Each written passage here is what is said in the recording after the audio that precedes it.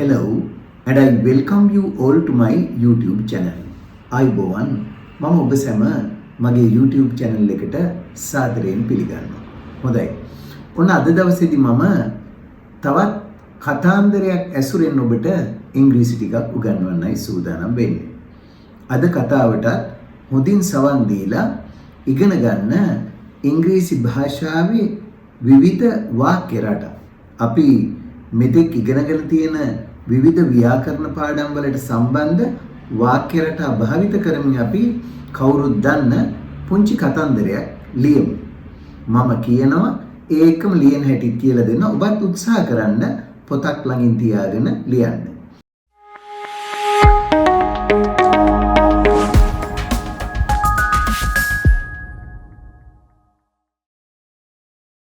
අද අපේ කතාව තමයි The Hat Seller's Trick කියන එක. The Hat Seller's Trick. මොකක්ද hat seller කියන්නේ?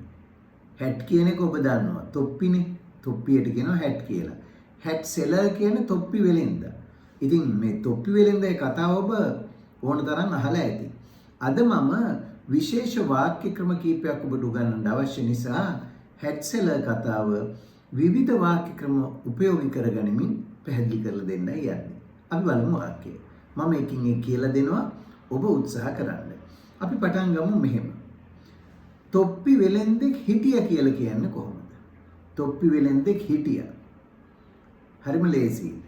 තිබුණා සිටියා කියන්නේ අපි ගන්නවා කෙනෙක් නම් හිටියා කියන්නේ there was. දෙයක් නම් තිබුණා කියන්නේ there was කියලා ගන්නවා. එතකොට තොප්පි වෙලෙන්දෙක් හිටියා. හිටියා කියන්නේ there was.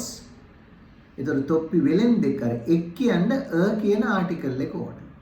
There was a hat seller. ඔන්න දැන් අපි කියමු මොකද්ද? තොප්පි වෙලෙන්දෙක් හිටියා කොහොමද කියන්නේ? There was a hat seller. තොප්පි වෙලෙන්දෙක් හිටියා. දැන් අපි මේ තොප්පි වෙලෙන්ද ගැන විස්තර කරනවා. අපි මෙතෙන්දි විස්තර කරන්නේ who කියන relative pronoun එක අරගෙන. ඔබට මම මේ relative pronouns වලදී who කියන relative pronoun එක ගන්නවා. මේක පාවිච්චි කරන්නේ යම්කිසි පුද්ගලයෙකුට යම් විස්තරයක් සම්බන්ධ කරන්න. එහෙනම් අපි මේ හිටිය තොප්පි වෙලෙන්ද මොනවක් කරන කොහොම එක්කෙනෙක්ද කියලා කියමු දැන්. who. ඔන්න දැන් who කියන එකෙන් මොකද්ද වෙන්නේ? ඒ who කියන වචනේට පසුව මම යොදන්න තියෙන කොටස ඒකට සම්බන්ධ වෙනවා. මොකද්ද? who used to. ඔන්න දැන් මතක් කරගන්න ග්‍රැමර් පාඩම. අපි used to used to යොදාගන්නේ අතීතයේ යමක් කරන්න පුරුදු වෙලා හිටියා කියන්නේ. දැන් මේ අතීත කතාවක් නේ කියන්නේ අපි. එතකොට අතීතයේ යමක් පුරුදු වෙලා හිටියා කියන්නේ අපි ගන්න used to. එහෙනම් there was a hat seller who used to walk ඇවිදින්න පුරුදු වෙලා හිටියා through villages and cities කියලා කියමු. ගම් සහ නගර අතරින් ඇවිදගෙන යන්න පුරුදු වෙලා හිටිය තොප්පි වෙලෙන්දෙක් හිටියා. දැන් අපි තවත් මේ වාක්‍යෙට කැලලක් එකතු කරමු. එකතු කරලා තවත් ටිකක් දිගට මේක කියමු. මොකද්ද? තොප්පි වෙලෙන්දෙක් හිටියේ ගම් සහ නගර අතරින් මේ ඔහුගේ තොප්පි විකුණන්නට යන්න පුරුදු වෙලා හිටියේ කියලා කැලලක් එකතු කරගමු. ඒතර කොහොමද කියන්නේ? There was හිටියා a hat seller who used to walk through villages and cities to sell his hats.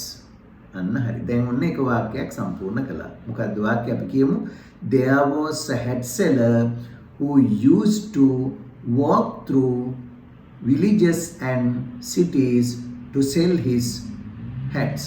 ඔහුගේ තොප්පි විකුණන්න ඇවිදගෙන ගම් සහ නගර අතරින් යන්න පුරුදු වෙලා හිටිය කවුද? තොප්පි වෙලෙන්දෙක් හිටියා. දැන් අපි ගමු කතාව. ඔන්න එක දවසක් වෙච්ච වැඩක් අපි කියන්න යන්නේ. One day එක දවසක්. දැන් ලියා ගන්න මේ අතරෙම ලියා ගන්න ලියන අතරේ මේ වාක්‍ය ව්‍යාකරණ කොටස් මතක තියාගන්න. One day එක දවසක් as he was walking ඔහු ඇවිදගෙන යමින් සිටියේදී ඔය as කියනවා යමක් කරමින් ඉන්නේ නැද්දි කියන්නේ. One day එක දවසක් as he was walking ඔහු ඇවිදගෙන යමින් සිටියේදී through the countryside. දැන් ඔන්න ඉගෙන ගන්න countryside කියන වචනය. countryside කියන්නේ ගම්බද. ගම්බද පැති වලට කියනවා countryside. One day එක දවසක් as he was walking through the countryside ගම්බද පැත්තේ ඔහු දවසක් ඇවිදගෙන යද්දී he came across ඔහුට හමු වුණා. අපිට හදිස්සියේ මොකක් හරි දෙයක් හරි කාව හරි මුණ ගැහෙනවට කියනවා come across කියලා. come across කියලා කියන්නේ ඒක phrasal verb එකක්. හදිස්සියේ මුණ ගැහෙනවා, හමු වෙනවා. එතකොට one day එක දවසක් as he was walking through the countryside එක දවසක් එයා ගම්බද ඇවිදගෙන යමින් ඉන්නද්දී he came across ගම්බද ඇවිදගෙන යමින් ඉන්නද්දී he came across an area ප්‍රදේශයක් හම්බ වුණේ. he came across an area which was very beautiful. හරි ලස්සන ප්‍රදේශයක් එයාට හම්බුණා. ඔන්න එක දවසක් මේ තොප්පි වෙලෙන්දා ගම්බද පැත්තක ගමක ඇවිදගෙන යමින් ඉන්නද්දී හදිස්සියම ලස්සන ප්‍රදේශයක් හම්බුණා කියන එක. කොහොමද කියන්නේ? එක දවසක් one day as he was walking ඔහු ඇවිදගෙන යමින් සිටියේදී through the countryside අර ගම්බද පැත්තේ he came across ඔහුට හමු වුණා an area ඔහුට ප්‍රදේශයක් හම්බුණා. දැන් එතෙන්දිත් මම යොදා ගන්නවා relative pronoun එක. පුද්ගලයෝ එක්කලා who දැම්ම වගේ දේවල් එක්කලා දාන්නේ අපි which කියලා. area which was very beautiful. ඊටාම ලස්සන ප්‍රදේශයක් හම්බ වුණා. came across හම්බ වුණා an area ප්‍රදේශයක් මොන ප්‍රදේශයක්ද? which was very beautiful. ඊටාම ලස්සන ප්‍රදේශයක් හම්බ වුණා. දැන් මම ලියන වාක්‍ය දිහා බලන්න පොඩ්ඩක්. ඔබත් ලියා ගන්න මම මේ ලියන වාක්‍යයත් බලා ගන්න. ඔන්න දැන් හම්බ වුණා හරිම ලස්සන ප්‍රදේශයක්. දැන් අපි බලමු මේ ප්‍රදේශේ ලස්සන උනේ ඇයි කියලා. දැන් වාක්‍ය මේ ටික කියවලා බලන්නකෝ. මොකද්ද? අර he came across ඔහුට හදිසි හම්බ වුණා an area which was very beautiful. ඊටම ලස්සන because of the many trees. ගොඩාක් ගස් මොන ගස්ද? because of the many trees growing there. එහි වැවිලා තිබුණා. because of the many trees growing there. ඔන්න දැන් අපි තව කොටසක් කිව්වා. There was something else. තවත් දෙයක් තිබුණා. There was something else. තවත් දෙයක් තිබුණා. ඒ ගස් විතරක් නෙමෙයි. There was something else. තවත් දෙයක් තිබුණා. මොකද්ද? That he did not know about. ඔහු දැනගෙන නොසිටි යම් දෙයක්ත් තිබුණා. කොහොමද කියන්නේ ඒක? There was තිබුණා something else යම් දෙයක් that he did not know about. ඔහු දැනගෙන හිටියේ නැති දෙයක්ත් තිබුණා. මොකද්ද කියලාත් කියමු ඒක. There were herds of monkeys living there. There were කියන්නේ හිටියා බහුවචන එක්කලා were දාන්නේ. There were හිටියා herds of monkeys. A herd of monkey කියන්නේ වඳුරු රංචුවක්. රංචු ගොඩක් නම් there were herds of monkeys living there. එහි වඳුරු රංචු ජීවත් වෙමින් හිටියා. ඔන්න දැන් උතෙන්ට එනකම් මතක තියාගන්න කතාව. මතකද? අපි කියවලා බලමු ආයෙත් ලියපු එක. There was a hat seller who used to walk through villages and cities to sell his hats. One day, as he was walking through the countryside, he came across an area which was very beautiful because of the many large trees growing there. There was something else that he did not know about. There was something else that he did not know about. There were herds of monkeys living there. වඳුරු රංචු එහි ජීවත් වුණා. දැන් ඔන්න අපි ඊළඟට කියමු. දැන් එහෙම ආවා. දැන් ඔන්න මොකද්ද වෙන්නේ? අපි කියනවා මෙහෙම. මහන්සි හින්දා, මහන්සි නිසා කොහොමද කියන්නේ? දැන් පයින් ඇවිදලා මහන්සි නිසා. being tired. හොඳට මතක තියන්නේ හැදෙන හැටි. being. being tired මහන්සි නිසා. මොකක් හින්දාද මහන්සි උනේ? දිග පයින් ගමනකින් මහන්සි වුන නිසා. කොහොමද කියන්නේ? being tired after a long walk. being tired after a long walk. දිග පාගමනකින් පස්සේ ගොඩක් මහන්සි නිසා අර තොප්පි වෙලෙන්දා තීරණය කළා ටිකක් මේ විවේක ගන්න. මොකටද තීරණය කළේ? විවේක ගන්න. කොහොමද කියන්නේ? විවේක ගන්න තීරණය කළා මේ තොප්පි වෙලෙන්දා. The hat seller decided to rest. The hat seller decided. මේ තොප්පි වෙලෙන්දා තීරණය කළා to rest. විවේක ගන්නට. කොහේ විවේක ගන්නද? දැන් අර යන්නේ ලස්සන විශාල ගස් තියෙන හරියකනේ. එහෙනම් අපි කියනවා ඒ ගස් වල සෙවනේ. in the shade. shade කියනවා සෙවනට. shade. එතකොට he decided ඔහු තීරණය කළා. එහෙම නැත්නම් the hat seller decided to rest in the shade of a big tree. ලොකු ගහක් සෙවන යට විවේක ගන්න තීරණය කළා. මොකක් නිසාද? මහන්සි නිසාර දීර්ඝ පාගමනකින් පස්සේ. එහෙනම් කොහොමද ඒ කිව්වේ? being tired after his long walk. ඔහුගේ දීර්ඝ පාගමනින් පසු මහන්සි නිසා the hat seller decided මේ තොප්පි වෙලෙන්දා තීරණය කළා to rest in the shade of a big tree. ලොකු ගහක් යට විවේක ගන්න තීරණය කළා for a while. for a while කියන්නේ ටික වෙලාවක්. ටික වෙලාවක් විවේක ගන්න තීරණය කළා. ඉතින් විවේක ගන්න ගහ යට ඉන්නකොට but soon he fell asleep.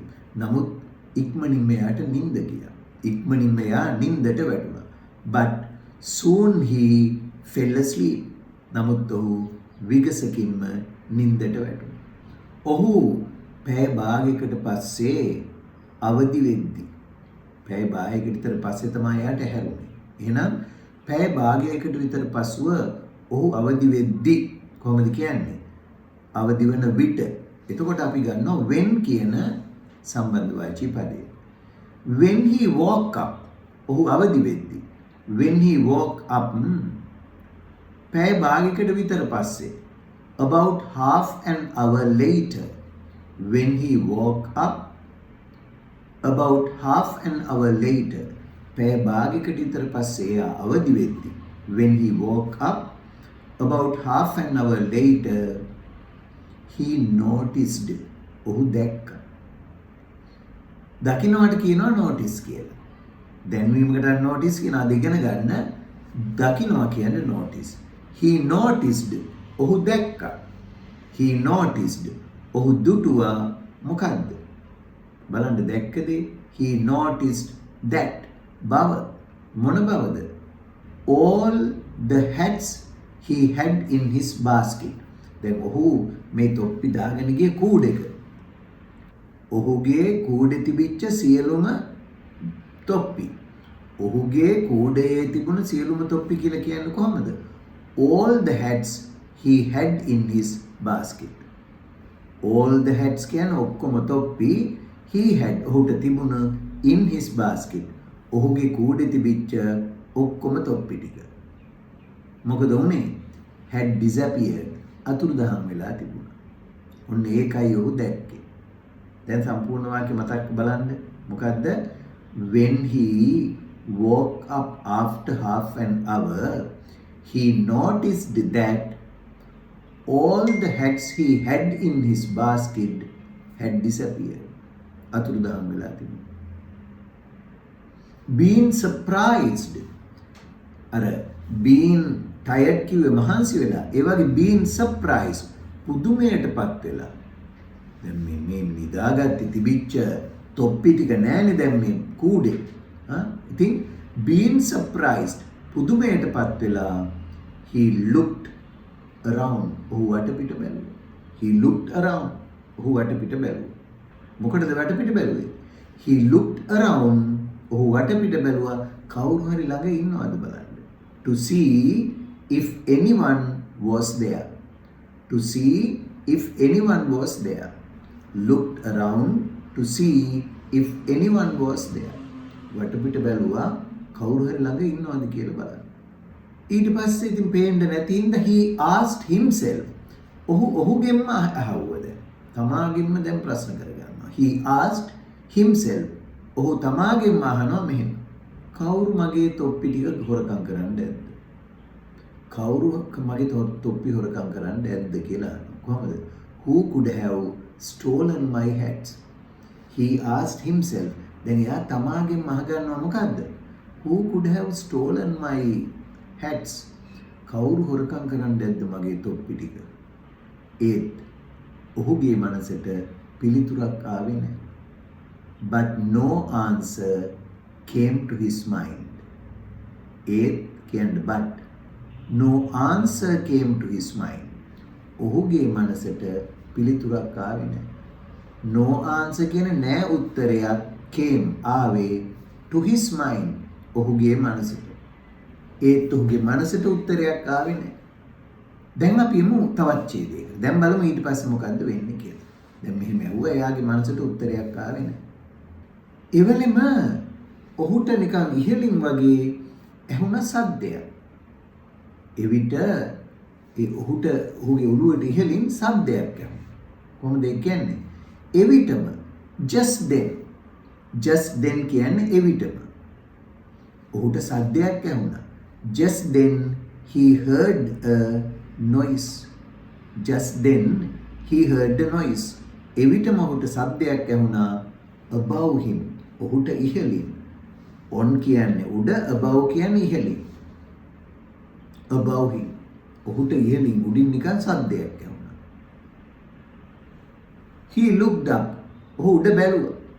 he looked up. ඔහු උඩ බැලුවා. දැන් ඔහුට උඩින් සද්දයක් ඇහුණානේ. he heard a noise above him. he looked up. ඔහු උඩ බැලුවා. ඔහු දැක්කා එතන ගහේ අතු උඩ වඳුරු ගොඩක් ඉන්නවා. වඳුරු කීප දෙනෙක් ඉන්නවා දැක්කා. කොහොමද කියන්නේ? ඔහු දැක්කා. he noticed that there were several monkeys. he noticed ඔහු දුටුවා that බව මොන බවද? there were several monkeys sitting on the branches of the trees. ගස්වල අතුවඩ වඳුරු වගේක් වාඩි වෙලා ඉන්නවා ඔහු දැක්කා.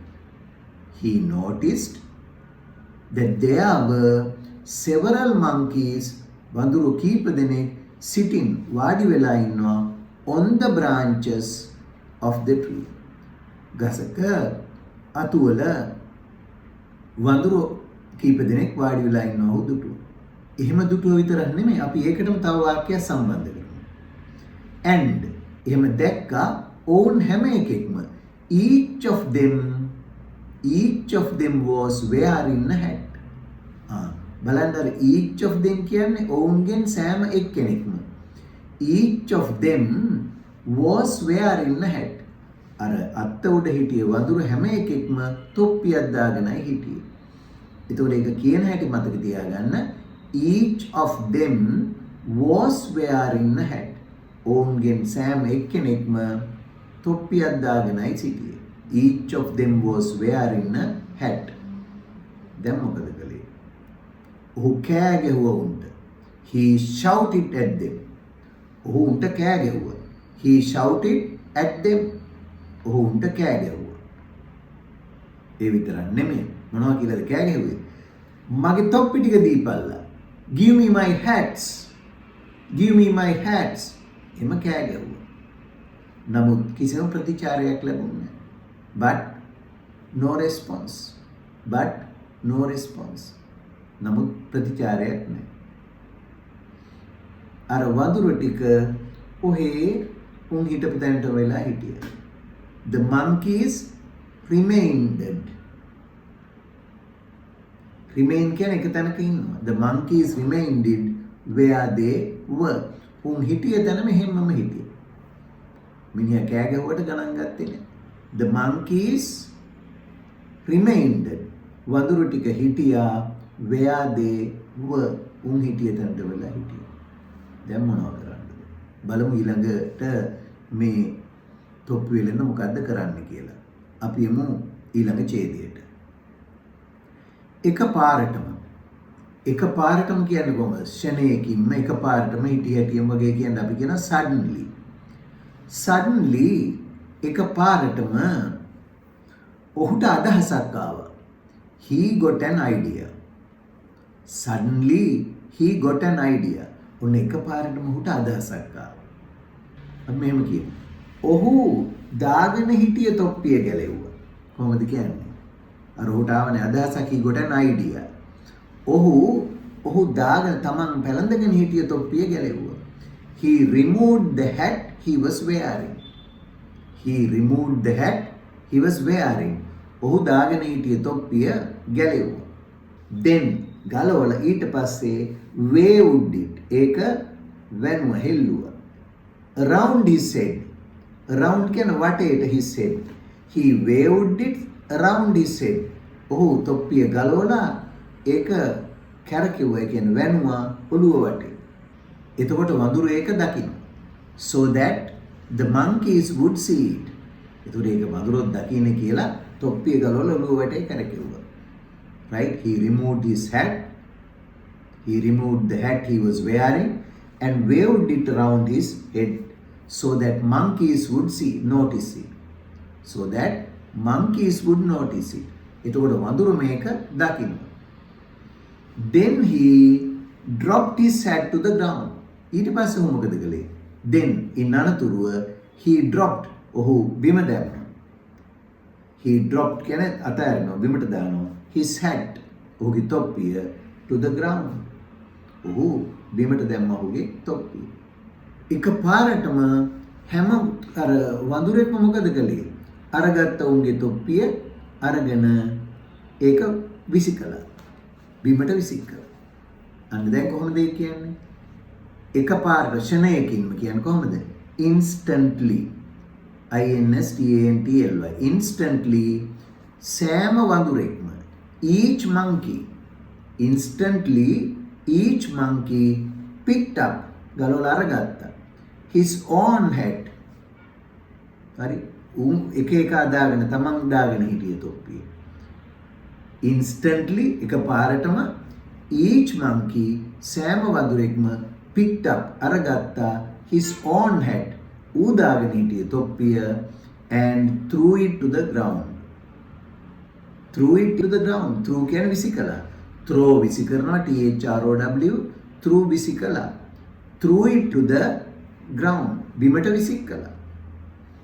එතකොට සන්තෝෂෙන් තොප්පි වෙලෙන්දා මේ තොප්පි ටික එකතු කරගත්තා. අරගෙන දාගත්ත ඒවා මේ කූඩෙට. ඊට පස්සේ නිශ්ශබ්දව යන්න ගියා ඉවතට. එහෙනම් කොහොමද කියන්නේ ඔය ටික? බලමු අපි කියන්නේ. ඔව්. සතුටින් happily the hat seller. happily සතුටින් තොප්පි වෙලෙන්දා. The hat seller collected the hats. අර තොප්පි ටික එකතු කරගත්ත බිම දාපු. Happily the hat seller collected the hats, put them into his basket. එකතු කළා මොකද ඊළඟට කළේ? Put them into his basket. Put දාගත්තා them ඒවා into his basket. Put them into his basket and went quietly away. නිශ්ශබ්ද නැතුව ඉවතට යන්න ගියා. Went ගියා quietly away. සද්ද නැතුව ඉවතට යන්න ගියා තොප්පි ටික එකතු කරලා දාගෙන. ඔන්න කතාව.